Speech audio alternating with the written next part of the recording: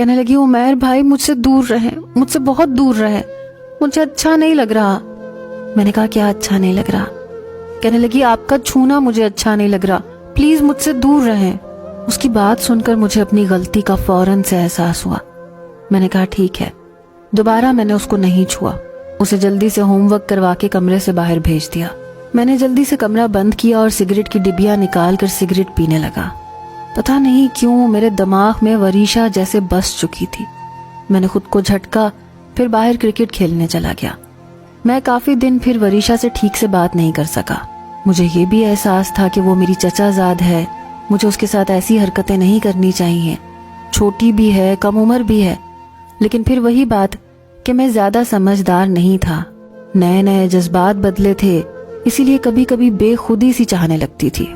شاید اس کی وجہ وہ غیر اخلاقی ویڈیوز تھیں جن کا میں عادی ہونے لگا تھا، اور دوسری چیز سگریٹ تھی۔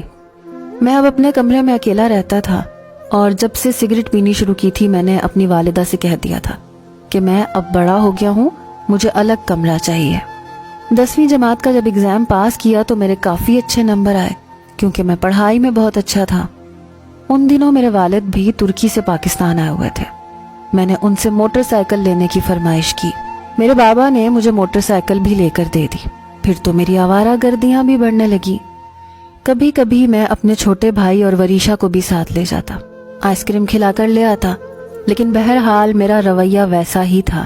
وریشا کو دیکھ کر، اس کی آنکھوں کے خوف کو دیکھ کر میں بار بار اس پر روب جماتا رہتا تھا۔ ایک بار میں شام کو کرکٹ کھیل کر اپنے کمرے میں آیا تو وہ پہلے سے میرے کمرے میں موجود تھی۔ اس نے ہاتھ میں میری سگریٹ کی ڈبیا اور لائٹر پکڑ رکھا تھا۔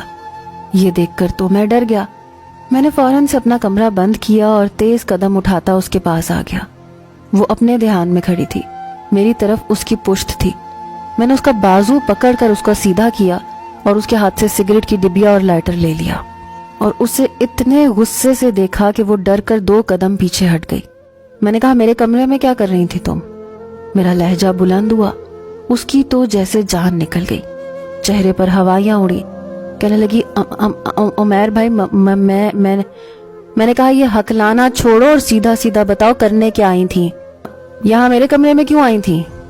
وہ رونے لگی، کہنے لگی تائی اماں نے کہا تھا ذرا چادر سیدھی کر دو، مجھے نہیں پتا تھا یہاں سگریٹ پڑی ہے۔ اصل میں اپنے چچا کو سپورٹ کرتا تھا، والد یہاں تھے نہیں، اس لیے چچا میری اور چھوٹے بھائی کی ایکٹیویٹیز پر بڑی نظر رکھتے تھے۔ ان کے سامنے میں بالکل انسان کا بچہ بن کے رہتا تھا۔ کبھی سگریٹ پیتا بھی تو اس کے بعد تیز خوشبو والی چند کوئی چیزیں کھا لیتا تاکہ میرے منہ سے سگریٹ کی بو نہ آئے۔ مجھے یہ ڈر تھا کہ اگر وریشا کے منہ سے چچا کے سامنے کچھ نکل گیا تو میری شامت پکی ہے، وہ میرے بابا کو بتا دیں گے اور مجھ پر سختیاں شروع ہو جائیں گی۔ میں نے کہا اگر تمہاری زبان سے یہ بات نکلی نا کہ میں سگریٹ پیتا ہوں، کسی کے بھی سامنے تم نے کچھ بھی کہا نا، تو اماں کے سامنے یا چچا کے سامنے یا چچی کے سامنے، تو وریشا میں تمہاری جان لے لوں گا۔